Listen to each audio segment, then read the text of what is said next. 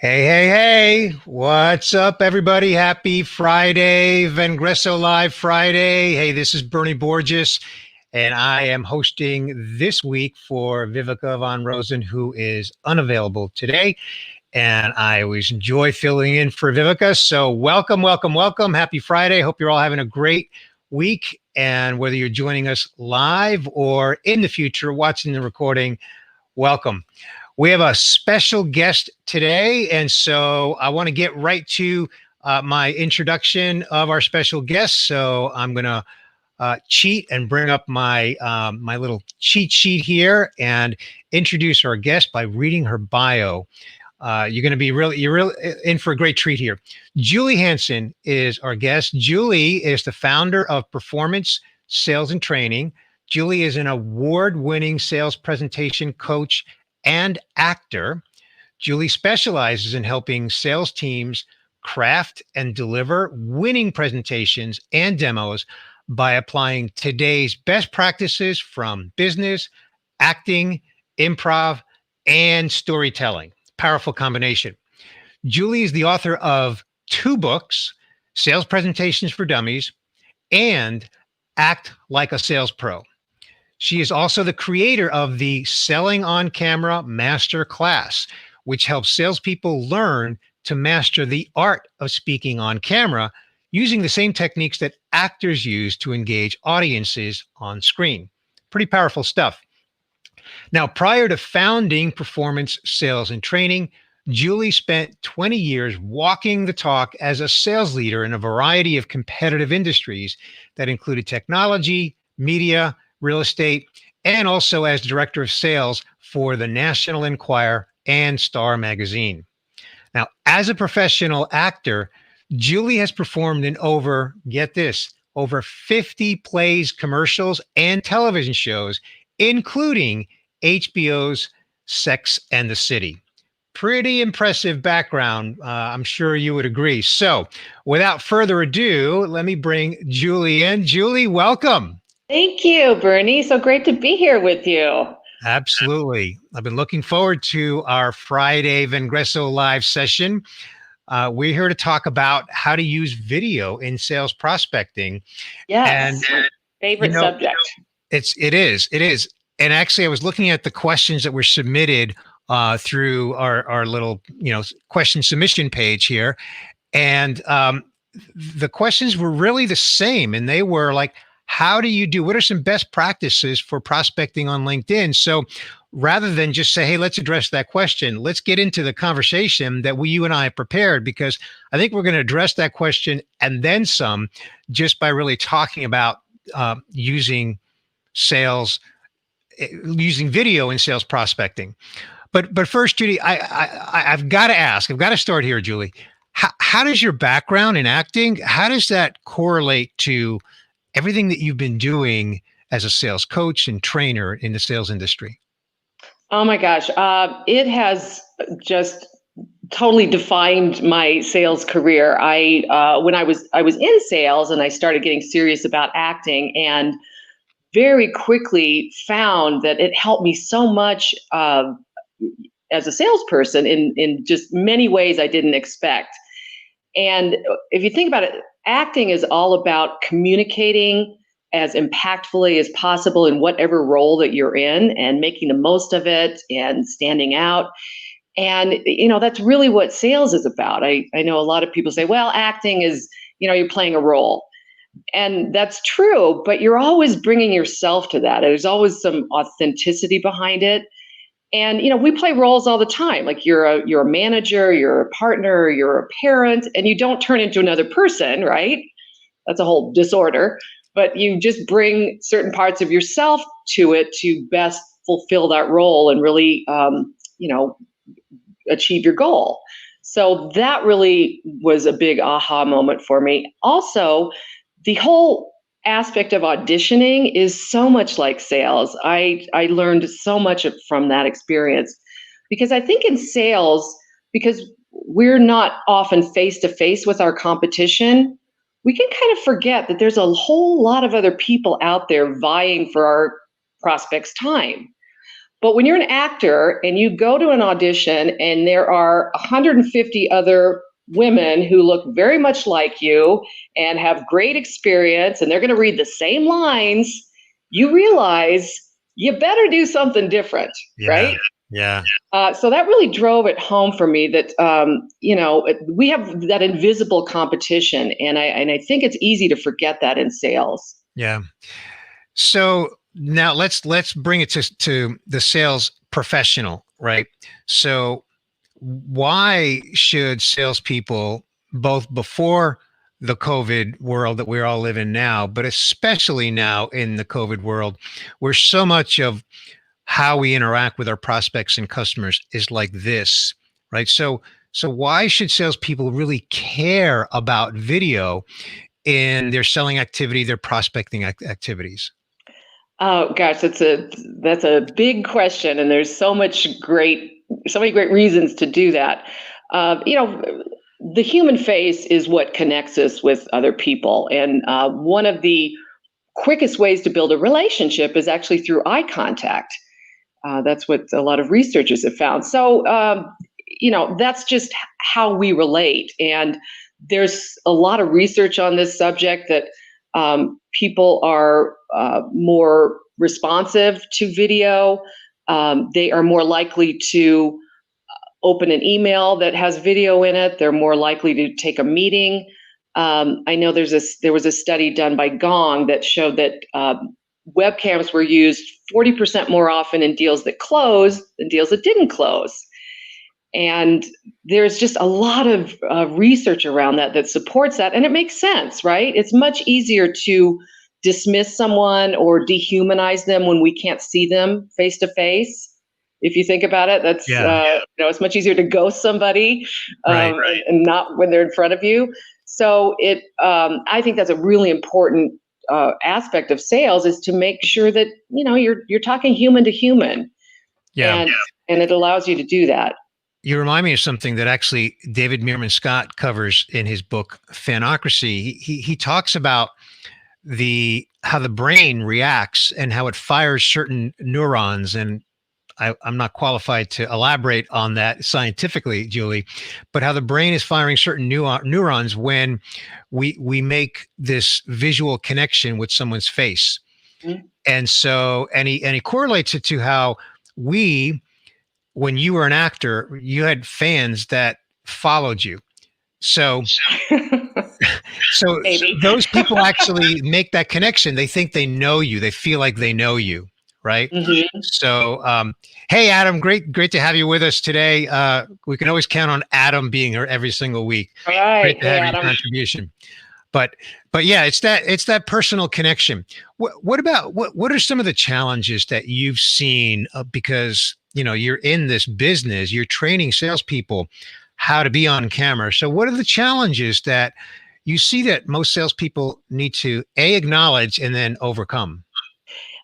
Yes, there are some very common challenges. And first of all, I just want to say there is nothing natural about being on camera. And I think that businesses, companies have done a disservice to their sales teams, making them feel like you should just turn on the camera and do it. Here's your platform. Here's your technology. What's the problem?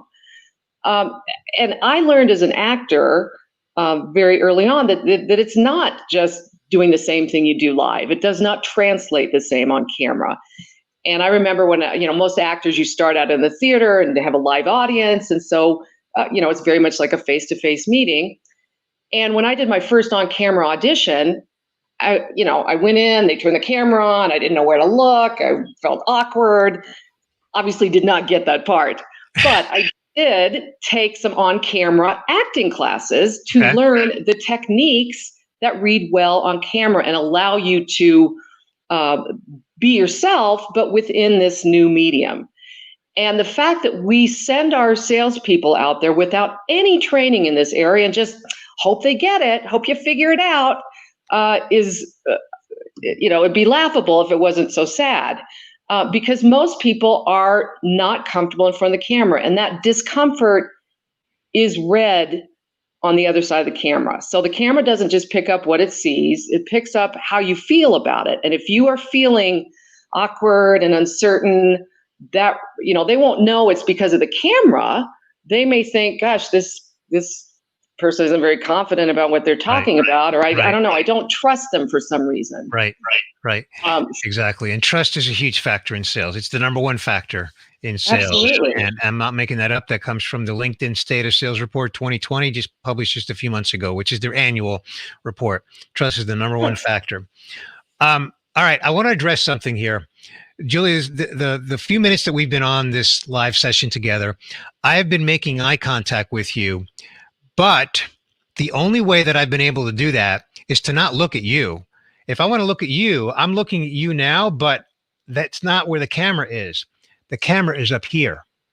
Right. So can you speak to that? How do salespeople make that a habit and make that transition? Yes, that was one of the biggest challenges. I poll a lot of sales teams I work with, and when they say the two biggest issues they have with being on camera is, where do I look? How do I make eye contact? And the second one is, I don't like how I look on camera. That's a big one as well. So eye contact, and like we said, eye contact is what it's all about, right? That's why we're on camera. So if you're looking at someone's image like I am now, and I'm talking to you, Bernie, and I feel like I'm really connecting with you, but your experience is probably like, is she talking to somebody else, or is she checking email? Yeah, exactly. Very if different. I'm over here, or I'm looking down, right? Or even if I like do this, right? Now all of a sudden I'm not engaged with you. Right. And I think we don't realize that when we do that, how impactful it is. If a customer is talking and they're sharing something and you're looking at their picture, they might know realistically that you're probably listening, but in something subconsciously, it just feels like, why is this person not paying attention to me? Are they not interested? So we have to, this is one of the techniques that you learn as an actor, is how to look at the camera and how to really get comfortable with that, to project the image of who you're talking to into the camera. Imagine their reaction, so it's more of a dynamic conversation. I'm not just staring blindly at a dot and, like a deer in headlights, but I am having conversation with you, Bernie, and I can't, you are not in my line of vision right now. But one thing that I also teach is we have stronger peripheral vision than we realize. So if you set your camera up properly so that the person's image is somewhere in your peripheral vision, you can actually see if they're smiling or if they're looking away, and some of these major movements that you might want to respond to. So it's a whole art of learning to talk to the camera. What about, once upon a time, salespeople sold face-to-face, in person. They went to go visit with their prospects and customers on site somewhere. And I realize that there's a whole world out there of inside sales, which has only exploded in terms of the footprint of sales has just gone really inside. So how does a salesperson read the room? Back in the day, which wasn't that long ago, when you were literally in a room and you were in a room with 3, 4, 5, 6, 7, 10 people, experienced salespeople could read the room and they could read that body language. How do you do that when you're on a Zoom style, Brady Bunch style meeting with 4 or 5 people? How do you read the room in that environment? Right. So here's the thing. If you have more than 5 or 6 people on call, you cannot read the room. So if you are trying to do that, you're not coming across well. The room is going to look bored because you're boring them by looking around on the screen. So you have to kind of give up on that idea that you're going to be able to control and have the same kind of access to reading people as quickly as you did face to face. So you can rely, somewhat on that peripheral vision, but you do want to check in. You don't necessarily stare at the camera constantly, just as you don't stare in someone's eyes for 10 minutes at a time, because that can be very, invasive after a certain point. So you can look down every once in a while. I always say check body language every 30, 45 seconds. But here's the thing you also need to note is most people on a video call are not going to give you many physical cues. They have what I call resting business face. People, when they get in front of a screen, they get very passive. And we have to fight against that as a presenter, certainly, but your audience is going to be very passive. So Okay. their face may look like this may just be their resting face. And we as presenters go, oh my God, they're bored. They're not, and it throws us off. And so just being aware that when people are listening, they may not have an actively engaged face. So assume that your audience is interested. If I assume that you're interested, I am going to be much more dynamic and I'm going to come across great. And you are much more likely to be interested than if I'm in a panic trying to read everybody's, body language. Yeah. Yeah. It's an interesting dynamic and a challenging one, as you say, because people can have that passive face on, and it's just hard to read. What about listening? I'm going to date myself, but I was taught many years ago, ask for permission to take notes so that people would know why you were jotting down notes, whether you were handwriting them or typing them. So it's a habit that I developed many years ago. I would just say, hey, I'm taking some notes, just so you know, is that okay with you, or something to that effect. How does a salesperson listen and take notes when they're in this environment? I like that you asked permission, and I think that that's a great technique to keep on camera, because if you're taking notes and you're not telling someone, they're thinking You're doing email.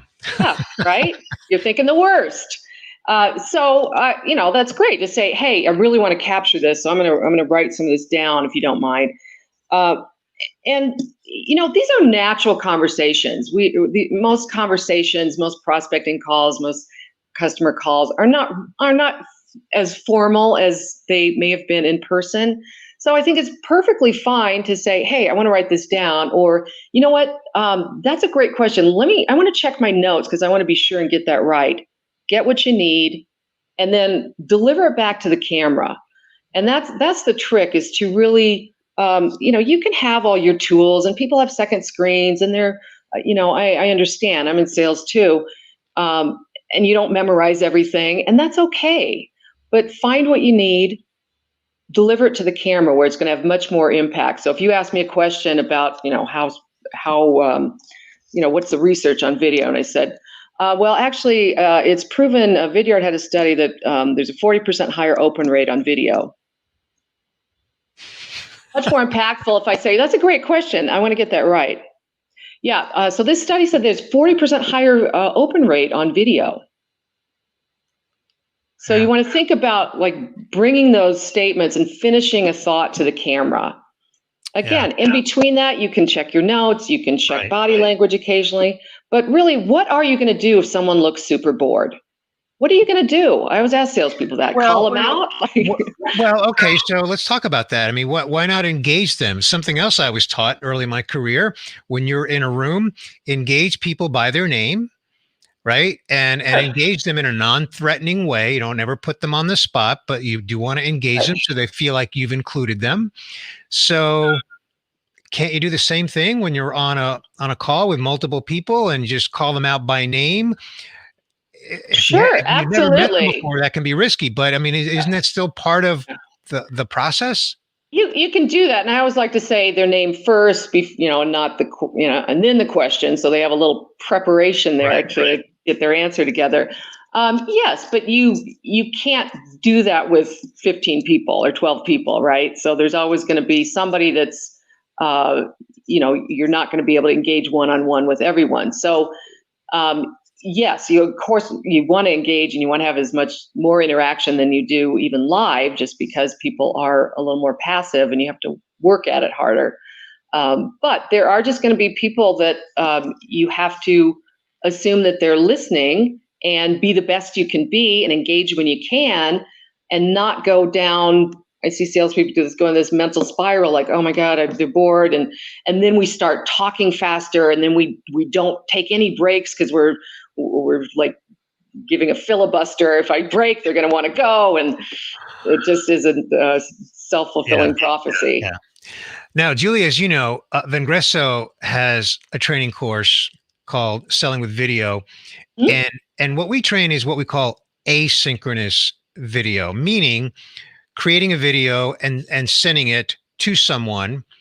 And it's an asynchronous experience, meaning they're on the receiving end and we're creating that video content to send to them. And then some of those stats come into play in terms of open rates. What you're teaching, though, is synchronous video, right? Meaning, how do you actually engage people when you are in a video conversation with them? Is that right? I teach both.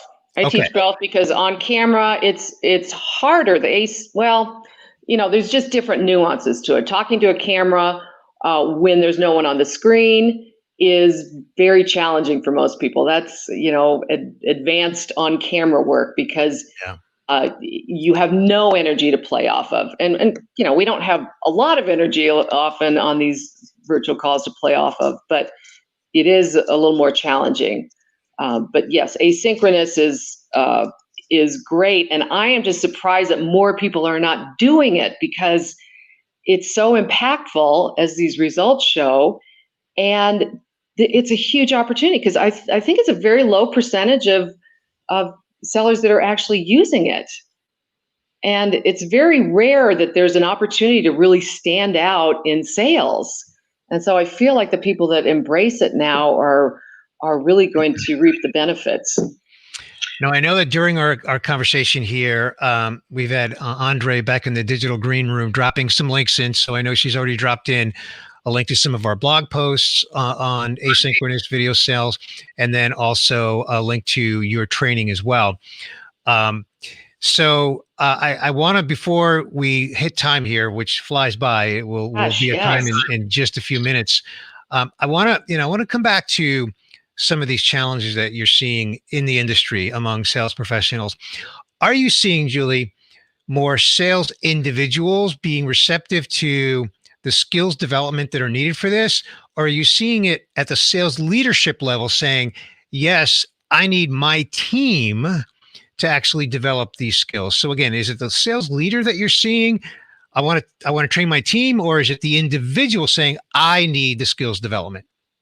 Yeah, that's a really interesting question, and it's a little bit of both. I think it is more the sales leaders who see their people on camera and recognize that it could be a lot better. How bad it is? Because I think salespeople are hesitant to raise their hand and say, you know what, I feel really awkward. I don't know how to do this well. So they're just out there doing the best they can, maybe not knowing that there are resources that can help them, and just trying to figure it out. So I work with a lot of salespeople that are they've picked up these habits or techniques that they've heard along the way. Like somebody told me the other day, well, I'm sitting on my hands because I don't want to gesture. It's like, no, that's not the point. You want to gesture purposefully and specifically, but by doing that, you're tamping down your energy, and we have to have a certain level of energy to come across well on camera.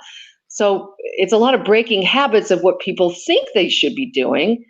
And, so it's really both ends of the spectrum. Salespeople know, I think often, that it's uncomfortable. They just don't know what to do about it.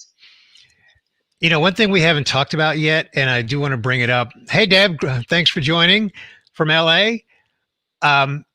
We haven't really talked about some of the technology. So it's pretty obvious that I have this big stinking microphone here. It's my podcast microphone. You don't have a microphone that's in front of you. Hey, Alfred, thanks for joining.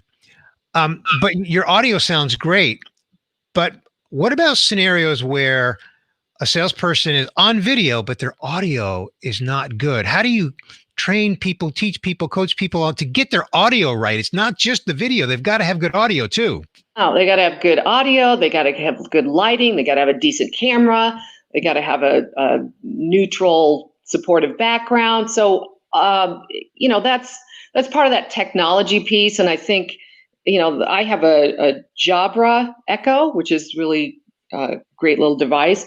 But yeah, getting feedback on that. And that's the thing with salespeople when they're on their own. If they don't get feedback like, hey, you know what?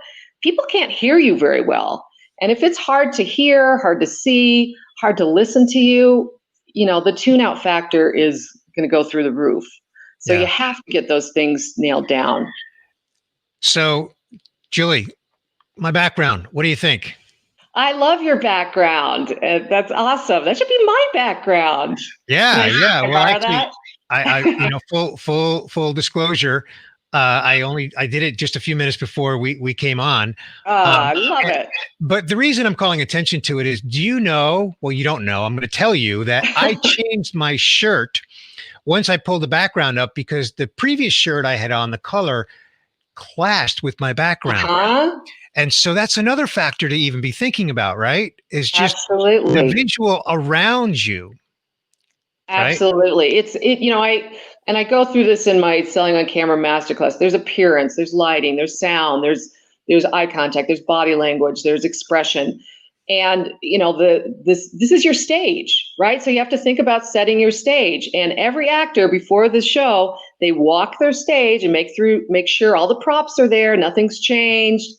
Your, like you said, your wardrobe, if you blend in with the background, or there's too many stripes and things going on, anything that's going to distract your audience from your face, your eyes, your message Right. is what you want to eliminate.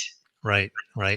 Now, Charlie dropped a comment in there. Just there it is, right there. Speaking about energies, is Zoom fatigue a challenge? I mean, I think it's kind of a rhetorical question because the answer is yes. So, Yes. how are you seeing sales professionals deal with that Zoom fatigue factor? Yes, that is really tough. I see. Sometimes the reaction is, well, you know what, my customers are experiencing Zoom fatigue, sure, certainly, and so they are often not using their camera now.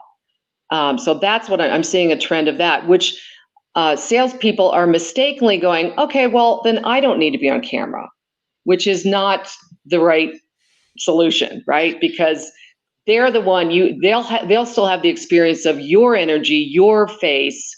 It'd be nice if they were on camera too, but we can't count on that. Zoom fatigue, to fight that, you have to get your energy up.